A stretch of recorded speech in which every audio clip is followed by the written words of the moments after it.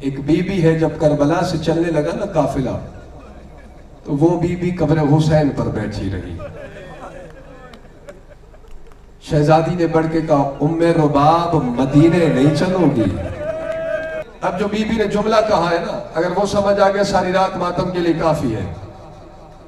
رو کے اصغر کی ماں نے کہا شہزادی مدینے وہ جائیں جن کے مدینے میں رشتہ دار ہیں۔ میرے سادات سے 3 رشتے تھے، وارث کی قبر میری یہ ہے، ایک بیٹا اللہ نے دیا جو کربلا میں دفن ہے، ایک بیٹی شام میں دفنا کے آ رہے ہوں۔ رو کے کہتی ہے شہزادی مجھے اپنے بھائی کی قبر پہ چھوڑ جاؤ، جب حسین کے زائر آئیں گے نا میں انہیں پانی پلا کے رو رو کے کہوں گی اے زائر حسینی تو پانی پی لے میرا اصغر ایک بوند کے۔ آئے آپ کے بس میں ہے، آئے بلند کر لیجئے گا۔ ایام سوگ کو الوداع کہا جاتا ہے، مولا کو نہیں۔ یہ غم ہر سانس کے ساتھ ہے، ہر گھڑی یا حسین ہے، لیکن جو ترتیب ہے ایام عزا سے باہر آ رہے ہیں، درد ہمارے سینوں میں ہے، ہر گھڑی یا حسین ہے۔ اس لیے ایک جملہ پڑھ رہا ہوں، کہا نہیں آپ نے ہمارے ساتھ مدینے چلنا ہے۔ اب قافلہ کربلا سے چلا مدینے کے لیے، سارے راستے بڑی بےتابی سے علی کی بیٹی پوچھتی رہی سجاد مدینہ کب آئے گا، سجاد مدینہ کب آئے گا۔ ایک دن سامنے روزہ نظر آئے نبی کا، خون رونے والے امام نے ٹھنڈی سانس لے کے کہا پھوپھی اماں وہ سامنے نانا کا روزہ نظر آ رہا ہے۔ شہزادی نے فرمایا سجاد قافلہ یہی روک دے، محمل بٹھا دے۔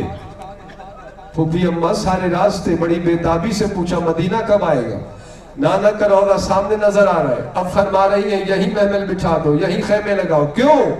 فرمایا 2 وجہ ہے، ایک تو میرے جانے اور آنے کا رنگ ایک نہیں ہے۔ اگر ماتمی آمادہ ہوتے آپ بیٹھے ہوتے تو میں روایت پڑھتا، لیکن نہ ابھی مجھ میں طاقت ہے نہ آپ برداشت کریں گے۔ نہیں بتا سکتا میں آپ کو کہ کربلا سے شام غریبہ میں کے بعد کتنے چلے تھے اور جب لوٹ کے آ رہے ہیں تو کتنے ہیں۔ کہ ایک تو میرے جانے اور آنے کا رنگ ایک نہیں، دوسرا میں دیکھنا چاہتی ہوں کہ کس دل میں ہمارے اجڑ جانے کا غم موجود ہے۔ اور میرا آپ سنتے رہتے ہیں، درد کے ہر پہلو سے عزادار اچھی طرح واقف ہے۔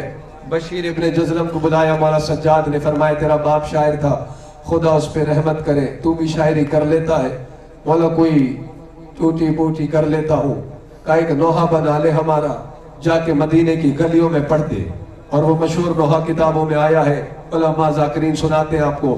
بشیر نے نوحہ پڑھنا شروع کیا مدینے کی گلیوں میں، کیا یا اہل یسرب لا مقام لکم، اے مدینے میں رہنے والوں اس کا نام پلٹ کے یسرب کر دو، اب یہ مدینہ نہیں رہا، اب مدینہ رہنے کی جگہ نہیں رہی۔ ارے جن کی وجہ سے مدینہ ہوا تھا، جن کی وجہ سے یہ مدینہ ہوا تھا، وہ تو بھوکے پیاسے کربلا میں مار دیے گئے۔ نوحہ پڑھتے بشیر مدینے کی گلیوں میں، مدینے کی عورتیں، مدینے کے مرد روتے ہوئے آئے پرسہ دینے کے لیے۔ اس طرح آہ و بکا میں قافلہ مدینے میں داخل ہوا۔ ایک روایت سنو اور ماتم کی تیاری کرو بس۔ میں نے یہ پڑھا کتابوں میں، علماء سے سنا، برقعے میں تھی، پردے میں تھی علی کی بیٹی، پورا مدینہ رو رہا تھا، اور روضہ رسول کی طرف بڑھ رہی تھی علی کی بیٹی۔ اب بات آپ کے تصور سے تعلق رکھتی ہے، جو ہی نانا کے روضے پر پہنچی نا، دروازے کی چوکھٹوں پہ ایسے دونوں ہاتھ رکھے شہزادی نے بلا تشبیہ، جو ماتمی بیٹھا وہ میری طرف دیکھے، جو مہمان آ گیا وہ سر چکا لے۔ ایک ٹھنڈی سانس لے کے بی بی نے فرمایا یا جدہ،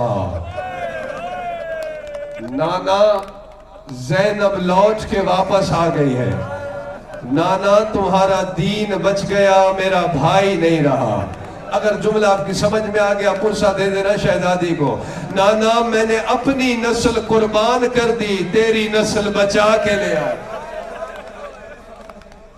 کرتا نکالا، سنتے رہتے ہیں آپ، زخموں سے تار تار چھدا ہوا کرتا، خون آلود کرتا نکالا گیا۔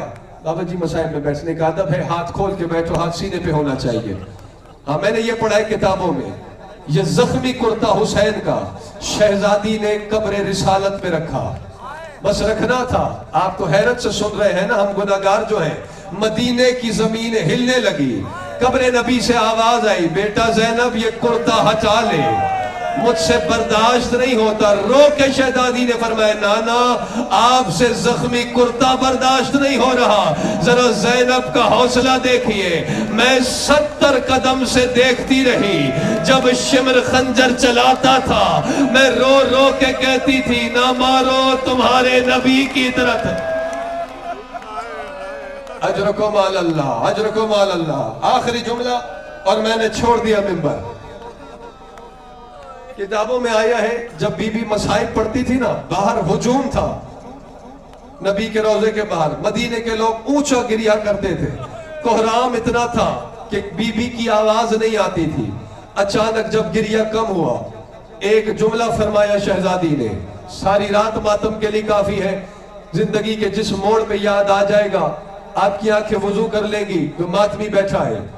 आहिस्ता से जब गिरिया कम हुआ ना, शहजादी ने फरमाया, नाना अगर ना महरमों का मजमा ना होता।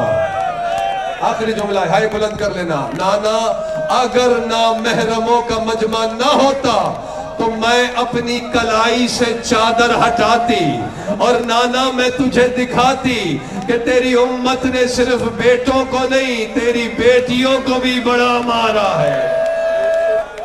मातमे मजलूम।